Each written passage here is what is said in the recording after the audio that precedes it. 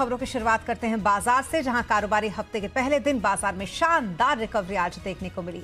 Nifty दिन के निचले स्तर से 333 अंक रिकवर हुआ और यह हरे निशान में बंद हुआ। सेंसेक्स में भी निचले स्तर से शानदार रिकवरी देखने को मिली।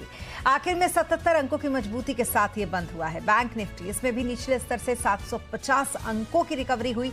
इसके बावजूद 173 अंकों की कमजोरी के साथ ये बंद हुआ। आज आईटी और चुनिंदा फार्मा शेयरों में अच्छी तेजी बनी, जिसके चलते बाजार में रिकवरी आई। साथ ही दिनों से एफआईआईज की जो कई दिनों से खरीदारी थी, उससे भी निचले स्तरों से सपोर्ट मिला है। लगातार गिरावट के बाद कई बड़े शेयर आकर्षक स्तर पर पहुंच गए थे। निवेशकों ने इसे खरीदारी का मौका माना। आईटी सेक्टर पूरे बाजार में सबसे मजबूत आज नजर आया। और आज बाजार में कैसे रही दिन भर की हलचल, ये बता रही हमारी सहयोगी अनुभूति।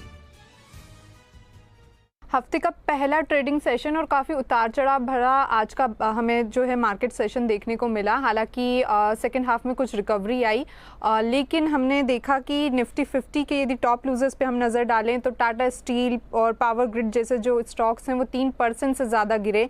वहीं एसबीआई में भी लगभग 2.5% की कमज़ोरी देखने को मिली और बजाज ऑटो भी लगभग 2% के करीब तक लुढ़का।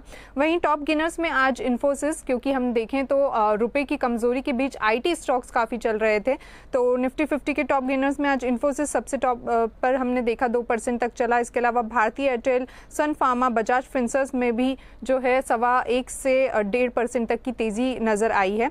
और जैसा कि मैंने बताया कि IT स्टॉक्स में आज बड़ी तेज़ी देखने को मिली, तो इन्फोसिस के अलावा टेक महिंद्रा भी एक निफ्टी 50 स्टॉक रहा जिसमें लगभग 4% की बढ़त हमको देखने को मिली। साथ ही कोफोर्ज, परसिस्टेंट सिस्टम और ओरेकल में भी 4 से 5% की तेज़ी आज नज़र आई है।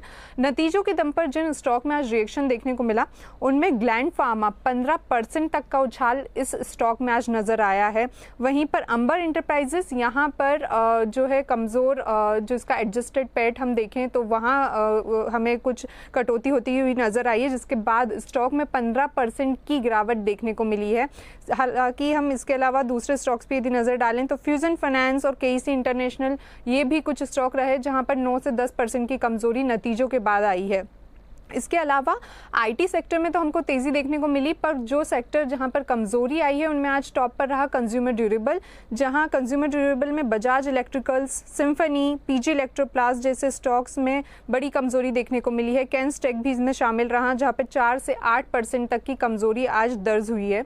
इसके अलावा टॉप लूजर्स और टॉप गेनर्स पर यदि नज़र डालें तो टॉप लूजर्स में आज आज़ाद इंजीनियरिंग लगभग 8% की गिरावट यहाँ रही है। एलेम्बिक फार्मा भी 8% तक लुढ़का। इसके अलावा हिमाद्री स्पेशलिटी केमिकल और मैपमा इंडिया में लगभग 7.5% की कमज़ोरी हमको देखने को मिली है। वहीं टॉप गेनर्स में आज रेमंड और जी शिपिंग 11% तक बढ़े और स्टाइलम इंडस्ट्री में भी 6% तक का उछाल देखने को मिला। इसके अलावा अर्बिन लिमिटेड, यहाँ पर भी 5 से 5.5% तक का गेन आज दर्ज हुआ।